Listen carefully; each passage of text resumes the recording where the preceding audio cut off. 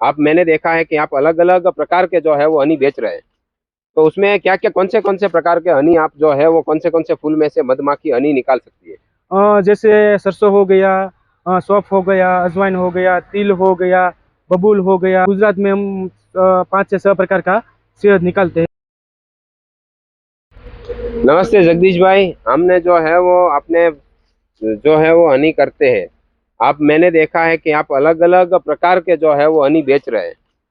तो उसमें क्या क्या कौन से प्रकार के हनी आप जो है वो कौन से फूल में से मधुमक्खी हनी निकाल सकती है?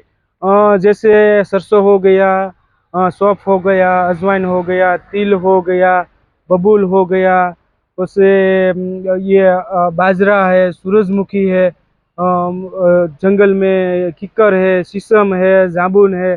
सब में से शहद निकलता है। तो हम खास कर गुजरात में हम 5 से 6 प्रकार का शहद निकालते हैं। सुआ का भी निकालते हैं, सौंफ का निकालते हैं, तिल का, मल्टीफ्लोरा का निकालते हैं, अजवाइन का निकलता है और सरसों का हम इतना शहद निकालते हैं।